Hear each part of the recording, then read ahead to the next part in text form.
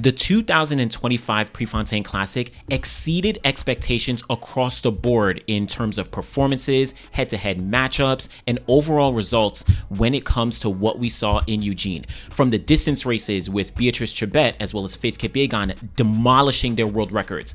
Also in the sprint events with Kishane Thompson and Melissa Jefferson-Wooden solidifying their spots as potential favorites for the World Championships, or in some of the hurdle events where we saw Rai Benjamin and Alison Dos Santos go head-to-head with Dos Santos getting the win. So many athletes absolutely delivered across the board, and I'm going to dive into all the performances that we saw. But first, be sure to check out the video that I did yesterday breaking down the men's 100 meters individually as I went through every single athlete to talk about the implications of their specific performance from that race and what it looks like going into the rest of the year.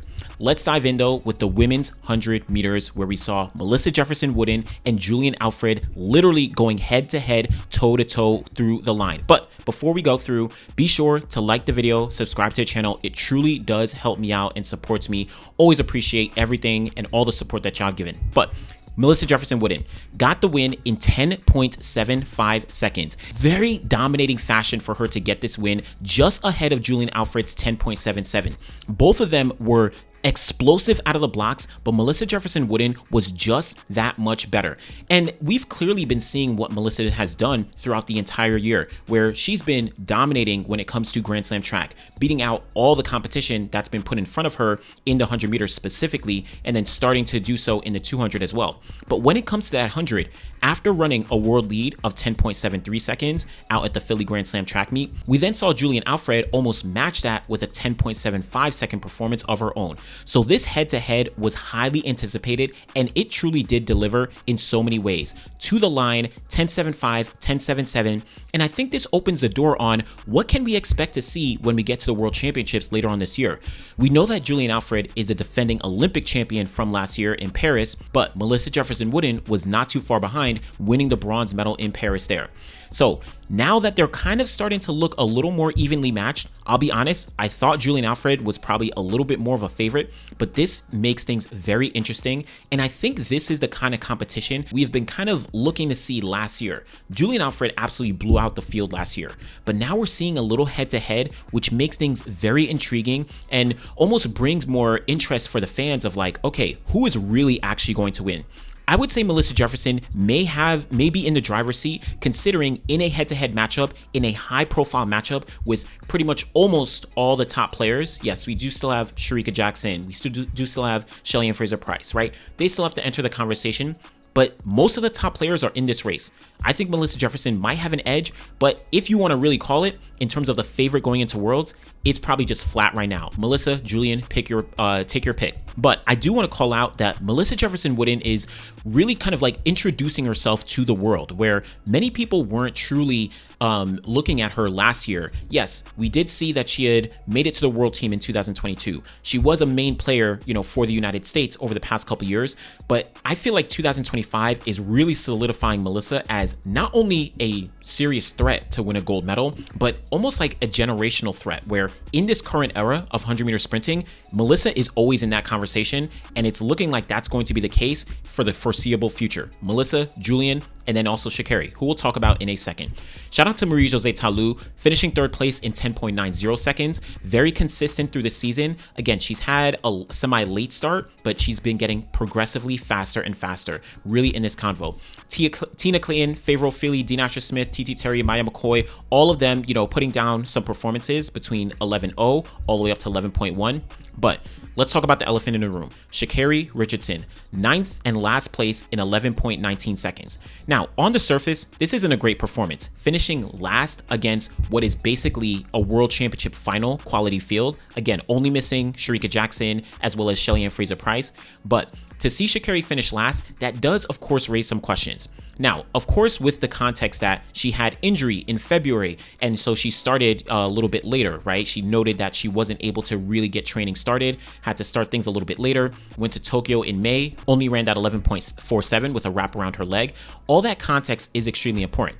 On top of that, she also has the wild card to the World Championships in September. So she doesn't necessarily have to worry about peaking for the USA Championships in July or for a race like this. So I think that context is important important to at least understand why she has finished last year and maybe the performance, because her name carries weight, right? Sha'Carri Richardson is the defending world champion. She's the Olympic silver medalist. She's run 10.65 seconds, one of the fastest athletes in history. So when you see her finish last in any race, it's going to raise some questions. But I think that context of injury and also having the bye is something that's very important. Now, let's be very clear. This doesn't give Sha'Carri a pass in any capacity. Yes, she was very happy that she finished healthy, and that was her main goal. But now she has to really tool up to make sure that she's ready for September. Yes, she has a wild card, but it's only 2.5 months away. So we're not too far away from her stepping on the line once again and being in a race that really matters against Melissa as well as Julien. This is going to be, a big hill for her to climb, but we'll see how things do progress. Shout out to Melissa Jefferson-Wooden and Julien Alfred. But in the women's invitational 100 meters, we also did see Jaisa Sears run 10.85 seconds, the second fastest time of her entire career, only behind what she ran last year, that 10.77, before she of course got injured. And I think this does give some more credence to the idea that Jaisa Sears is a serious threat. That 10.7 last year was no fluke, and she has a strong shot to make the team to the World Championships this year. Now, you have Melissa Jefferson-Wooden, Sha'Carri Richardson already has a wild card, and then you could throw in a few other names, like an Aaliyah Hobbs, who's run 10.90 seconds here, and also previously ran 10.89 seconds, I think, earlier this year. Of course, TT Terry, she's run 10.8. Tamari Davis, she's run really fast this year. So there's a couple women who are in the conversation for the USA 100 meters, but Jaisa Sears is looking like behind Melissa, she may slot herself in to maybe the second place, along with someone like Tamari Davis, who's also looking really good. But shout out to this entire field. Thelma Davies from Liberia, 10.96 in here as well. Very, very exciting performances across the board. Let's talk about that men's 200, because Letsile Tebogo is back, but I don't feel like he's actually ever left, because we've seen what he's done in previous years. 2023, bronze medal in the 200. 2024, gold medal in the 200 at the Olympics.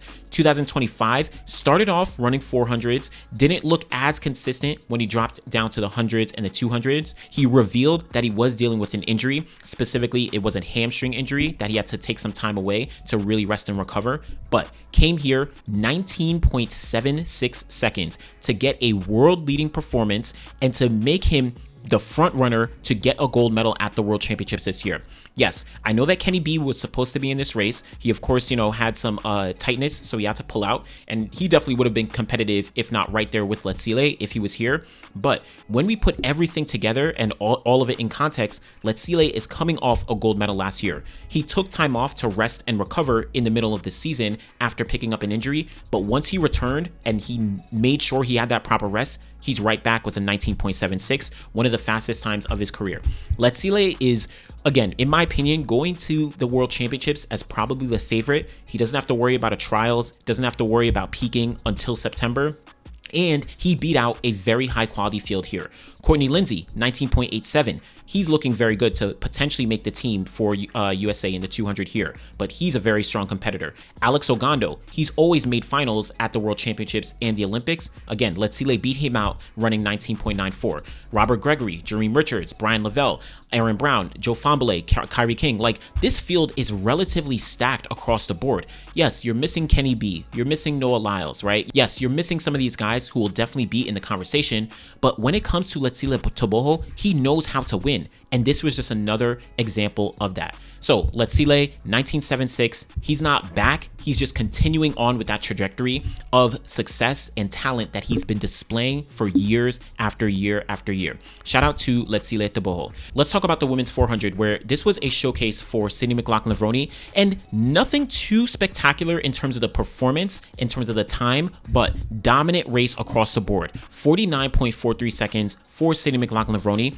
She already had run 49.6 seconds this year, and even Sydney herself said that this was a slight disappointment when she saw the time come up.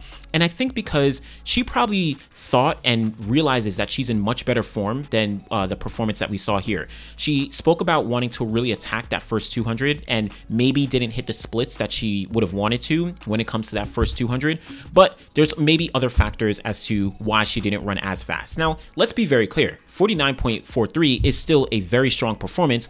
But like I said, someone like Sydney was looking for a faster performance. Many people were predicting, oh, could she break the American record?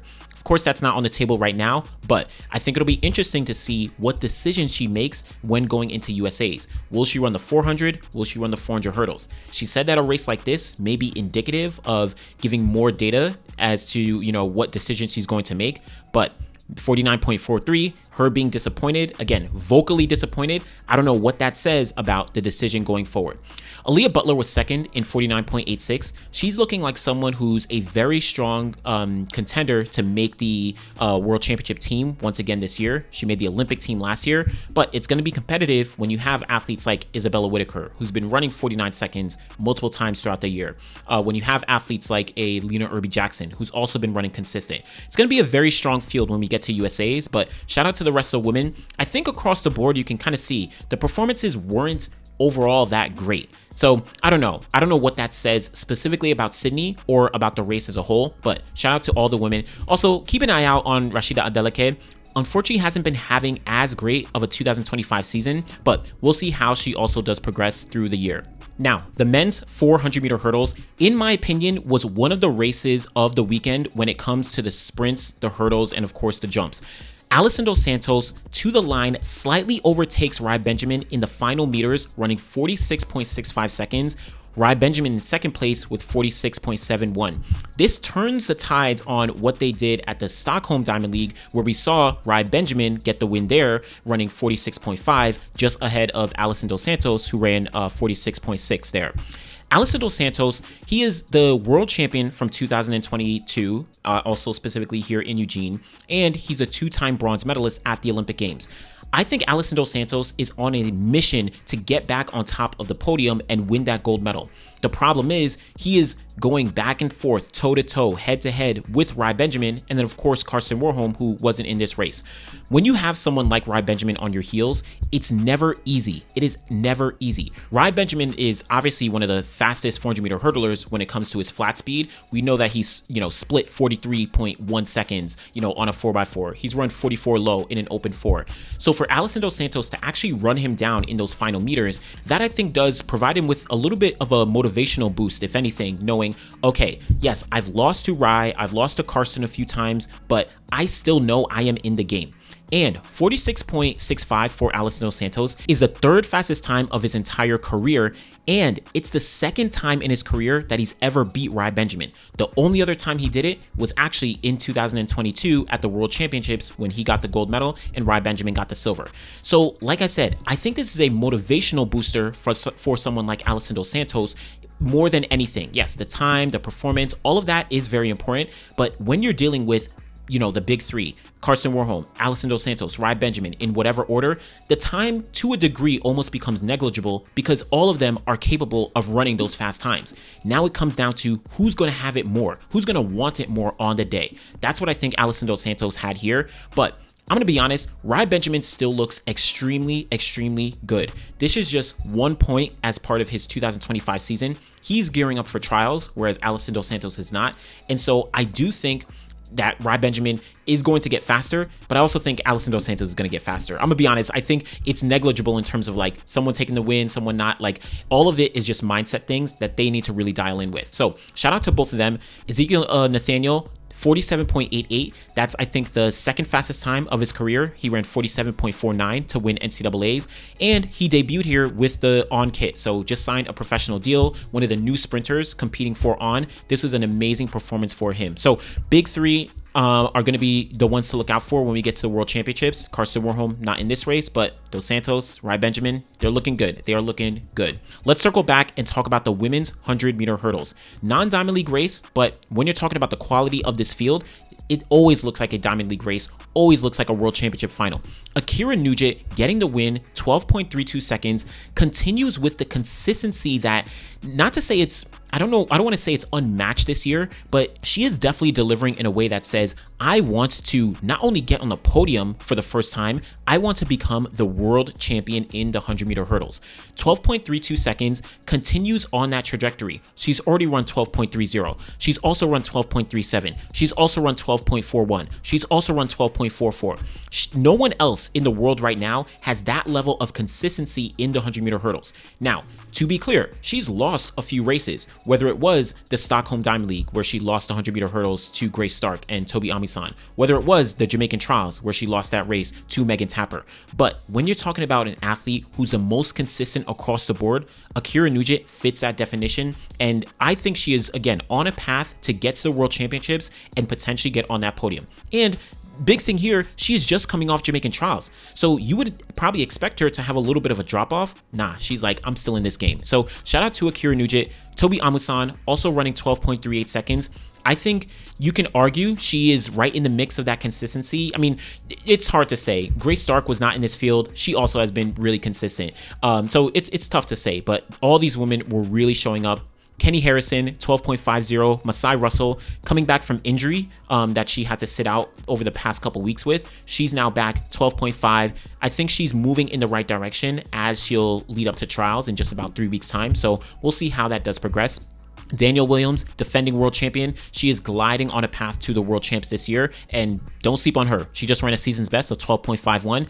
Danielle Williams could potentially win another title, and it may come out of nowhere in a sense, but you know, two-time world champion, you can never count her out. Men's 400, another great race. We did lose Quincy Hall to a little bit of an injury that he picked up on Friday, so unfortunately didn't get to see him in this race, but I don't know. I think this race still delivered across the board. Matthew Hudson-Smith, 44.10 seconds, a season's best, on the cusp of that 44-second barrier, but it proves that he's been making steady progress through the year. He dealt with some setbacks and some hamstring injuries, I think at the Grand Slam track meet in Miami, but 44.10, I think this is a very strong performance for Matthew and really sends a message that, hey, do not forget about me. Yes, I'm the silver medalist from 2023. Yes, I'm the silver medalist from last year, but I very likely may be the gold medalist when we get to September at the Tokyo World Championships. Shout out to Matthew Hudson-Smith and his performance here. He was pushed all the way to the line though by Chris Bailey. 44.15 seconds for a personal best for Chris Bailey. In my opinion, I think outside of Quincy Hall, Chris Bailey is probably the number 2 favorite going into the USA Championships. I mean, you can probably say interchangeably. It's tough to say because Quincy Hall wasn't in this race, but Chris Bailey is looking like he is on one right now. Every single race that he's run in the 400 has either been a personal best or a season's best or just another strong performance, especially relative to what he did last year. Shout out to Chris Bailey. Check out the interview that I did with him a few weeks back. He is on such a mission to make sure that he can solidify himself as one of the guys to not forget about throughout any season in the 400.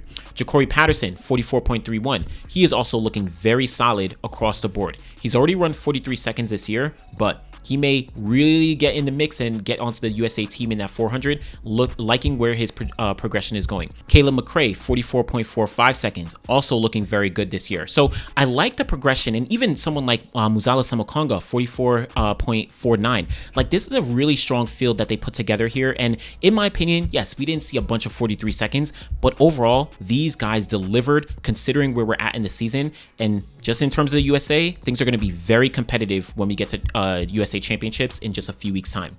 Now, final event we're taking a look at is the women's long jump, where Tara Davis-Woodhall essentially reasserted her dominance and consistency in the long jump here, jumping 7.07 meters, equaling the world lead that she had set at the Stockholm Diamond League just a few weeks ago. But she did have Malaika Mihambo right on her tail, who jumped 7.01 meters, which is not a season's best. She jumped a little bit further earlier this year, but she is the former Olympic champion from 2021. She got the silver medal at the Olympics last year behind Tara Davis-Woodhall, and she is a very strong competitor. So I like what we're seeing here, but Tara Davis-Woodhall asserting her dominance, proving why she's the best long jumper in the world right now, and she's looking to get her first world championship gold medal. Yes, she has a gold medal from the Olympics last year, but she got a silver medal at the World Championships in 2023. She wants to upgrade that to the gold so she can now be the Olympic and world champion in the long jump. Yes, she's the favorite, and I think the clear favorite, but it's still a ways to go. Has to make the team to the World Championships,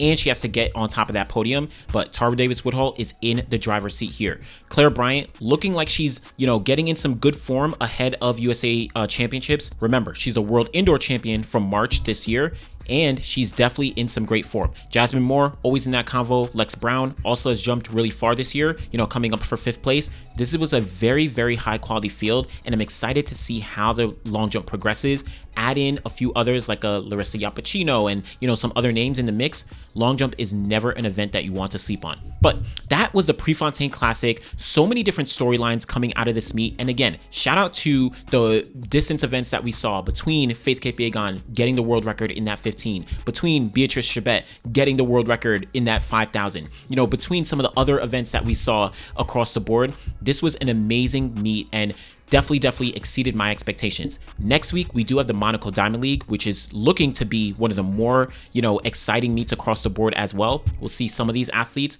jumping over to Europe to compete in Monaco. Some other athletes who haven't competed here in some different events are also going to be there. But let me know what was your highlight of the Prefontaine Classic. And again, check out the previous video that I did breaking down the men's 100 and all the high quality, performances we saw there.